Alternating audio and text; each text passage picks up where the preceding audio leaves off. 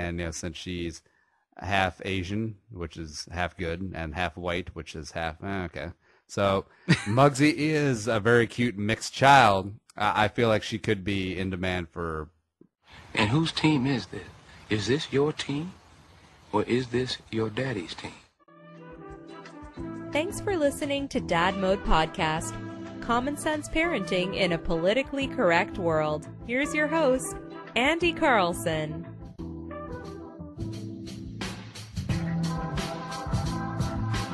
Welcome back to the Dad Mode Podcast, Common Sense Parenting in a politically correct world. I'm your host, Andy Carlson, at Andy Carlson Show on the Twitter machine. I'm a father, and I have no idea what I'm doing, but you don't either. So let's try and learn something together today. The website is dadmodepod.com, Twitter at dadmodepod, or just use the hashtag dadmode. With me today, Uncle Nick, at Nick's Son, on Twitter. Hey, how's it going? Going good, Andy. How are you doing? I'm fantastic, mostly because I didn't have to do any prep for the show. Not that we do too much prep. But I didn't even have to come up with a topic because you got that covered. And it's an interesting one. It's a very good one, very topical, very out there. I actually forgot what it was, but what is it? All right. Since I love entertainment news, I'm such a pop culture kind of guy. And doing this Dad Mode podcast, it made me think of kids who I want to do a topic on kids who enter the movie industry, television industry, and how it affects their lives. If you have a TV or any type of media device, you see kids all over. They're in major movies. They have important roles on TV sitcoms. It takes a toll, and a lot of people know that a lot of child stars. Some turn out okay, and some not so much. So I thought we could do a little Dad Mode podcast about what if our future kids entered Hollywood, became Hollywood kids. Now, if we're talking about like Gary Coleman. Yeah, you can. Now, was he a kid or was he just a little person? I think he was a kid when he started out, but I think he has a disorder which I think keeps Webster's disease. He has a disorder too. I think Gary Coleman, he might have just been a little person, but I thought he was a child when he did the whole Different Strokes. Yeah, because he was born in '68, and Different Strokes looks like '78. So yeah, he was 10. Different Strokes was on for like 8 years. So yeah, from like 10 to 18, yeah, he stayed his childlike state, I think. All right. R.I.P. Gary Coleman. Now, what are some of the examples that you got of child actors gone wrong? Like Corey Haim. Well, both of them kind of had that rough life. They had the the time frame was 80s, and young kids could do whatever they want. So that got them into drinking and drugs at a very young age. So I think we lost Corey Haim not too long ago from, I believe, a drug overdose. But still, Corey Feldman here, alive, not working. He might be working. Now, we're talking about some, like, the big budget stuff, because they were, was it Goonies? Stand By Me? Stand By Me was the Lost Boys. Oh, yeah. That was their big one. And, like, I'm trying to, like, when I want to do this topic, I want to keep the kids younger, because obviously Dad Mode Podcast, you have an infant daughter, I want to keep young, but I mean, in order to be acting, you have to be able to speak well and follow directions. So, I mean, you're kind of, I'm trying not to be in the teenager years, but yep. But they started out, they did start off, Stand By Me, I believe they were pre-adolescent. I think they had to be under 12, I think. Yeah, the funniest thing for me, and the wife finds this funny too, is TV shows or movies where it's supposed to be a newborn baby and it's like a 3-month-old. Oh, yeah. Because it's really hard to get like newborns on film, on set. They never show up for their call time. Yeah, that's kind of how the luck is, I think, from what from what I read about children who do make it in Hollywood, most kids can follow direction, but when you're on the spot in the director is like in the audition, if you're not gonna be on cue, then if your kid's not cooperating at that moment, the kid's cut. Well, it's just like American Sniper, where it was supposed to be a baby, except they had a plastic doll. I did not know that. Yeah, it's really awkward. Bradley Cooper did his best though, because he's Bradley Cooper, who's also Rocket Raccoon in Guardians of the Galaxy. All right, now what are some examples, some of the best known examples that you got of child actors?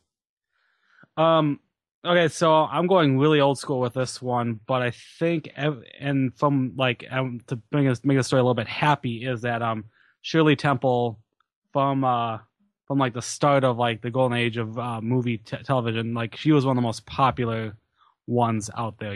She did a little. But didn't she flash David Letterman? No. You're thinking of Drew Barrymore. I was gonna bring up Drew. I was gonna bring her up. Sorry. Proceed on Shirley Temple. Shirley Temple, she did, obviously, all the movies back in the day were old, happy kid movies, it's just, she turned out to be a great woman in her real life. I think she became a good humanitarian, I believe. I think she became an ambassador. Yeah, there you go, ambassador, that's the one. I think she just died recently, didn't she? Yep. Yes, she died last. But she wasn't a very good partier because all of her drinks never had booze in them. See, okay, got it. This was 1930s. She was born in 1928, early 30s. So she started young, and Curly Top and Heidi were the popular ones, and just that's a good story gone right. I think a lot of the problem is just today's society. I think from the 80s on, you have these bad stories of kids just grew up wrong. It's just the outside influences of the 80s. They're just it all comes down to drugs, I think. Well, what are some of the bad examples? All right. Well, Drew Barrymore, very young child actress when she started in E.T. Mm-hmm. Remember E.T.? Reese's Pieces. I think she did Firestarter. I think that was one of the Stephen King early ones of the 80s. But I think roles got limited for her, and I think she got into Sex and Drugs, I believe. And luckily today her career, she does have a happy ending. She straightened her life around. She was dating or married Tom Green for some reason in that late 90s. You remember that? That's when she really bottomed out. That was the low life. And then well, what was her deal? Was it because she comes from a Hollywood family, right? I don't know. I'm looking that up right now. I feel like she did, because I feel like most of the time with the child actors, it is the parents who either let the kid do whatever they want or spend all the kid's money, and then it's always just a mess that just messes these kids up for adulthood. Mm-hmm. Yeah. Oh yeah, she is from the American actor John Drew Barrymore. Yeah. I'm not familiar with. But yeah, apparently all her family is acting. I'm just not too familiar with any of their work. But the joys of today's society is that people can bounce around and make a comeback. Sometimes they don't have a great high life career. See, I'm looking up here. Haley Joel Osment from Sixth Sense. Remember that kid? He got fat. Yeah, and his roles haven't been as big as Sixth Sense. But I see dead people. And they're bringing me McDoubles. And a lot of kids, they just have that one hit and then they're gone.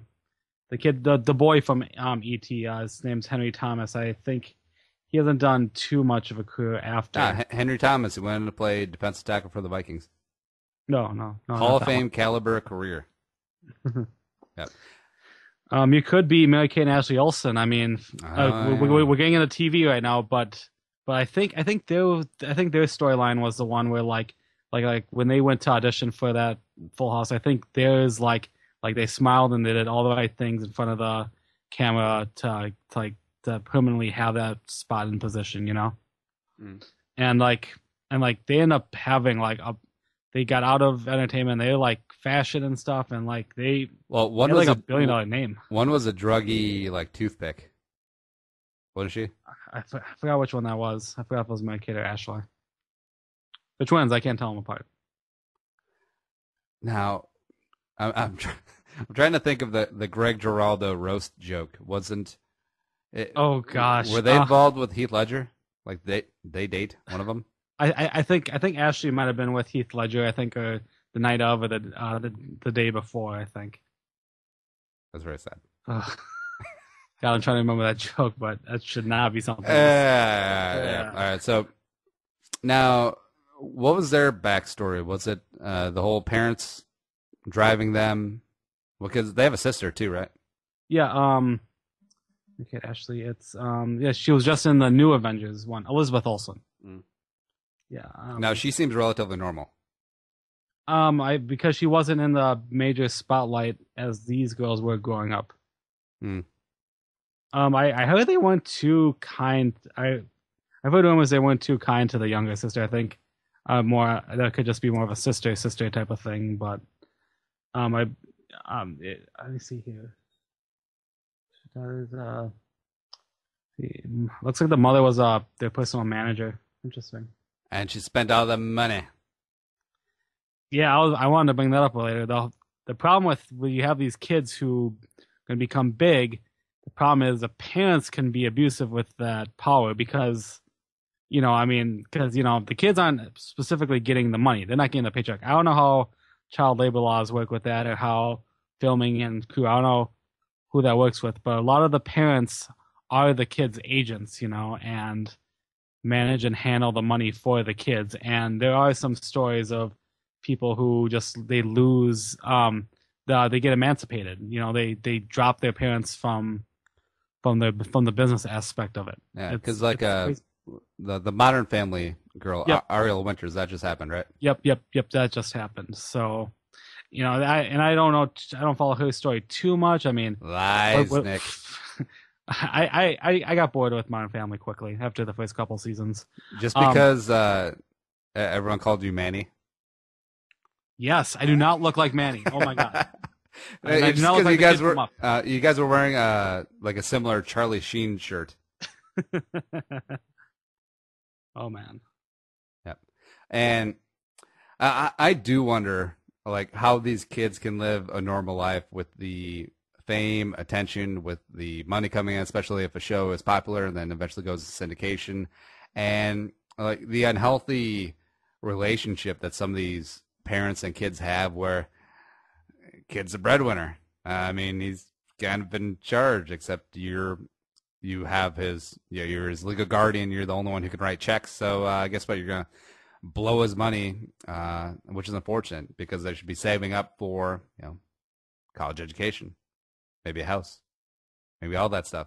But nah, you're just going to buy stupid stuff because you're the parents and you won a little lottery ticket and you're using your kid as a meal card.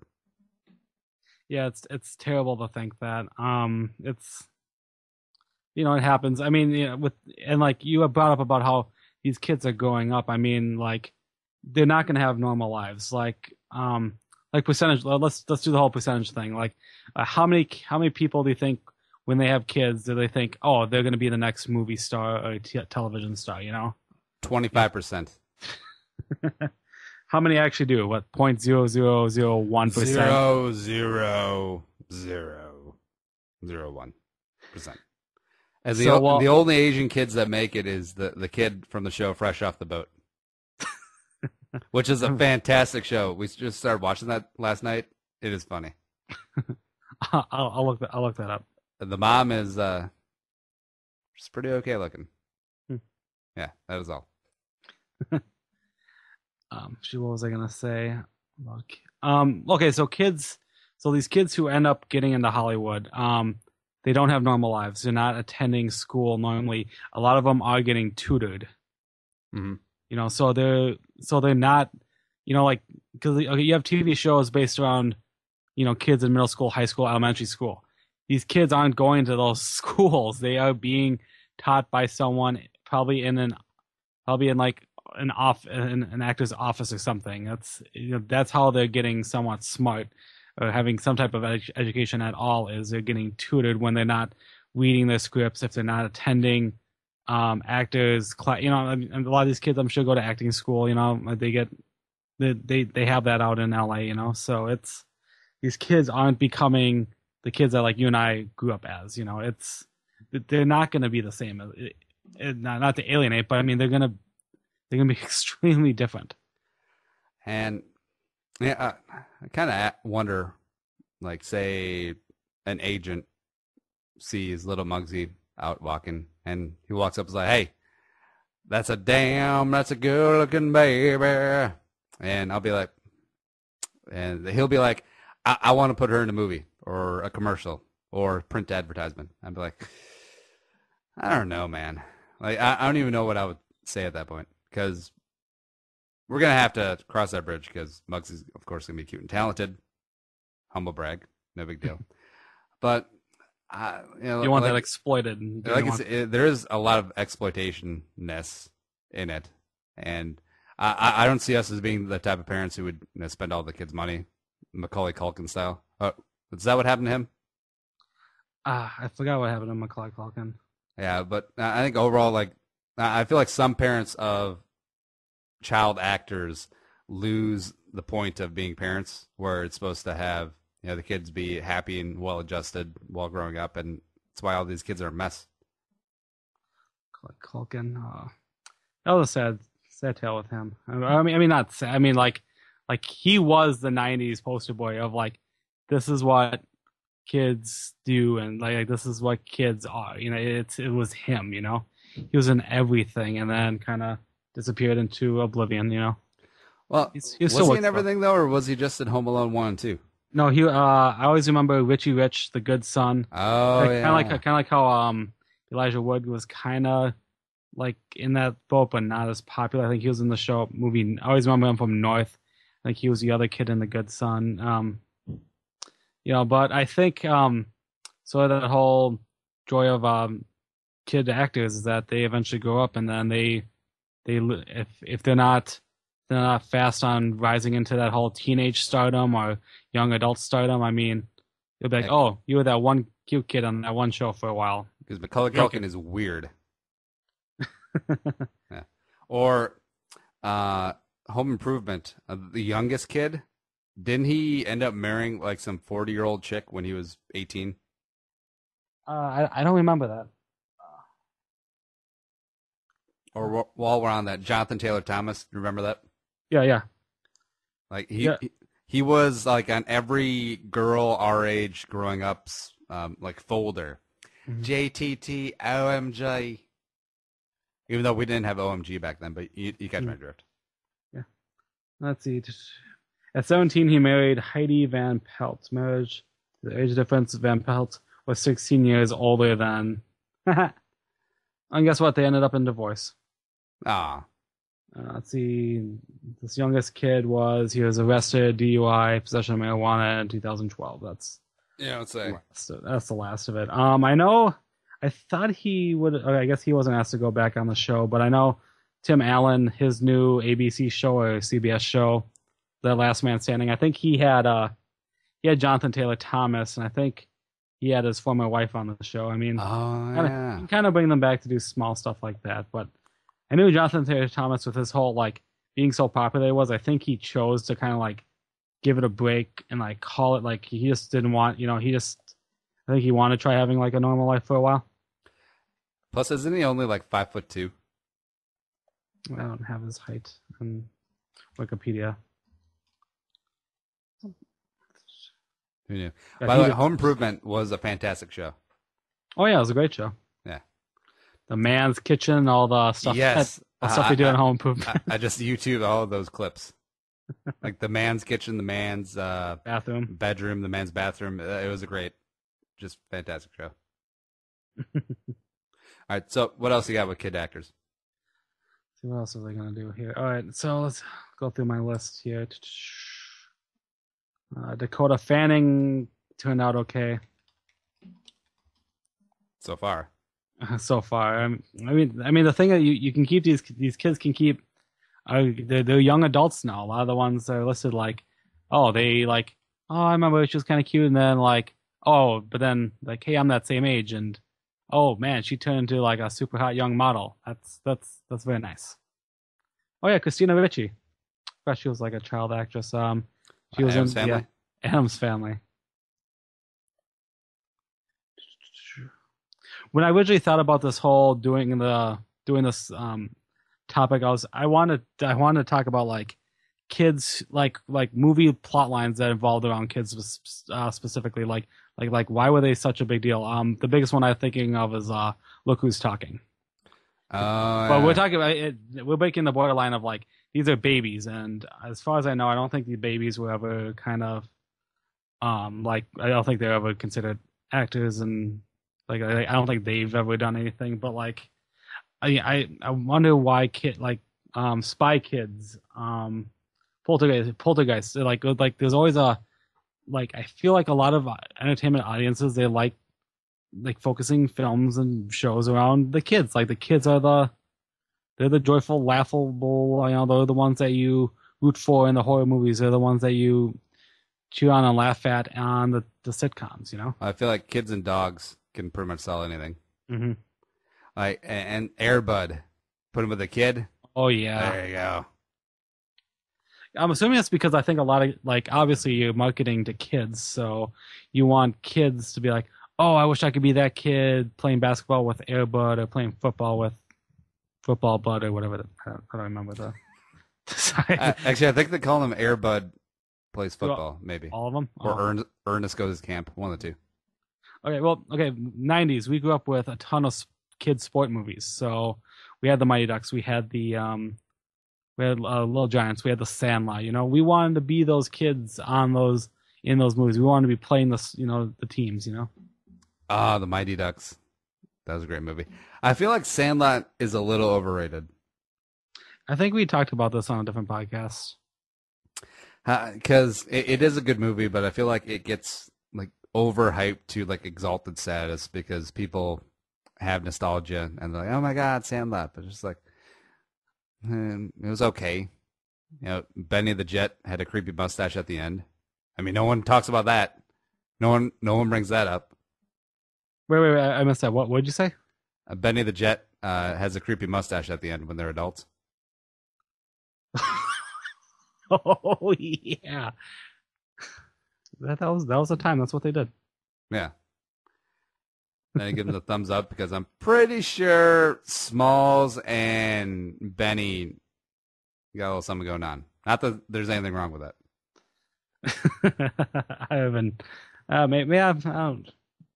Okay, no, we're talking about. We're supposed to talk about kids. That's the whole point of this. Oh, yep. Sorry. Right. About kids. Trying to look up here. Oh yeah, Mara Wilson. I miss her. She was in what was it?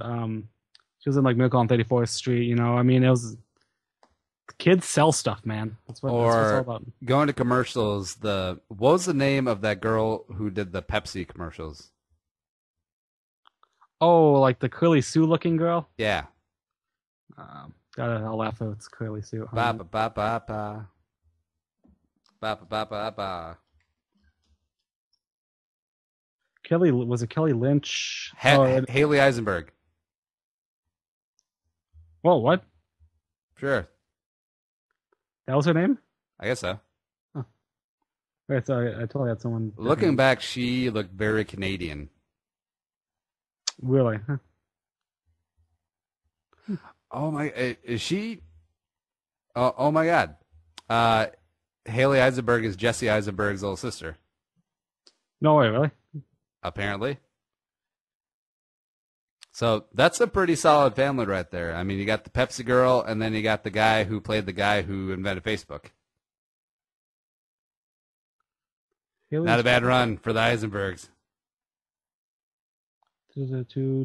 How? Currently attends American University. Interesting. Now, is American University like the actual brick and mortar one, or is it one of those online colleges? Oh no, that's National American University. Think of NAU. Which is the worst. The 1 day, 1 night commercials. One day, one night, Saturday's all right. All right, but to put a bow on the child actor commercial. So, Nick, when you have kids, would you allow them to do like commercials or like a TV show or a movie if you were so approached? Gosh, that's I mean, I've always wanted to be in the entertainment industry. I mean, I feel like it'd be like going back to the sports episode we did where we talk about, man, like I feel like I would push my kids farther than I would need to. Like, come on, cry on cue, cry on set. You know, it'd be, I don't know, like obviously like when you have that cute child, you know, you right away you want to submit their picture to Gerber, like this is a Gerber baby. My child's beautiful, you know. Damn, this should be the baby. you know. So I mean, obviously, I think my kids, I'm sure as like cute babies, I'm like, yes, let's get them all over. Let's make them selling Pampers, diapers, and all this type of stuff. You know, formula commercials. I would love to do that. I would open up that opportunity to give them a chance to do it. I would definitely check with lawyers and make sure that any type of career, if they do attempt it, you know, that, you know, they're treated fairly and not, you know, overworked, or if, you know, if there was a chance to become a career, you know, I'd pay some for stuff. But yeah, I you know, I believe kids should live a normal life, you know, and if they want to pursue it as an adult, they can do that, you know. I agree. And, you know, with Muggsy being as adorable as she is, and that's not bias, like she's a cute kid. All right. But let's just establish that Muggsy is a very good-looking baby. And the fact that it does seem like the chic thing nowadays in advertisements and on TV and movies is to have mixed kids. And, you know, since she's half Asian, which is half good, and half white, which is half, okay. So Muggsy is a very cute mixed child. I feel like she could be in demand for like some commercials or advertisements. And I don't know, like there's so many things exposing them to the entertainment business can warp a child's sense of reality and even self-worth. But I feel like if it's something that she really wants to do, yeah, I understand that doing a Pampers commercial can't really give her consent, but say she's like 5, 6, 7, 8, if she has an interest in it and actually wants to do it, maybe, sure. I mean, it could be a good way to, you know, stock up some cash for college, and then she'd have a sense that, hey, I paid for college by doing a little Lakeville Ford commercial when I was 8. It'd be a nice way to go. But it definitely, like you said, wouldn't be something to force her into, which I feel like a lot of parents in Hollywood entertainment actually do. And I feel like a lot of those kids don't make it onto the Modern Family, you know, despite your pushing. And then they still have that the negative connotations of being a child actor, even though they didn't make it, the money isn't there, but they're still messed up and you're still a terrible parent. Yep, exactly. But there are good examples of people who've made it in the industry and either one made it out and live normal lives now, or the ones who are much bigger things. I think Ron Howard, is one of the most popular ones who started off, I think. Yeah, but look what happened to his brother. He's deformed. Clint Howard. Poor Clint Howard. Kids, if you don't know what Clint Howard looks like, Google him. He's the goofy-looking guy in every movie. He was the guy from Goonies. No, I'm kidding. Sloth. No. No disrespect, Clint Howard. I love you, Clint Howard. If you're listening to the show. Speaking of Clint Howard, you can get all of his great Clint Howard movies, such as To Be Determined. Yeah, we'll figure out what Clint Howard's movies are later. But a great place to buy them is on Amazon. And a great place to get your Amazon fix is through dadmopod.com. Top left corner, click on the Amazon link. It will take you to Amazon through our link and bookmark that and buy all of your Amazon stuff through us. What is the next movie that you're going to buy through Amazon, Nick? I'm looking to buy some new equipment for my guitar, some recording equipment. No, otherwise, movie you said? Movie. What movie? Definitely when the Avengers Age of Ultron comes out, which I'm going to make you watch once you've watched the first effing one. So what I heard was The Town, starring Ben Affleck, directed by Ben Affleck. Very underrated movie. Jeremy Renner, great performance in that. So Nick is buying that, and it's the same cost of anything you buy on Amazon. It's just normal, but we get a little kickback, keeps the show afloat, and we thank you. But we're out of here. Say goodnight, Nick. Good night, Nick. Show's available on iTunes, the YouTube, the Stitcher, all those good places. Give us a rate and review and subscribe on iTunes. Get those numbers up. Follow us on Twitter at DadModePod, or me personally at Andy Carlson Show. Nick is at NickASon. The website is dadmodepod.com. But we're gone. Be a man, be a father, go dad mode. We'll see you next time. The wife is baking banana bread. Thug life. Think the episode you just heard is worth $1? Well, send it our way. Visit dadmodepod.com/support to find out how. Be a man, be a father. Go dad mode.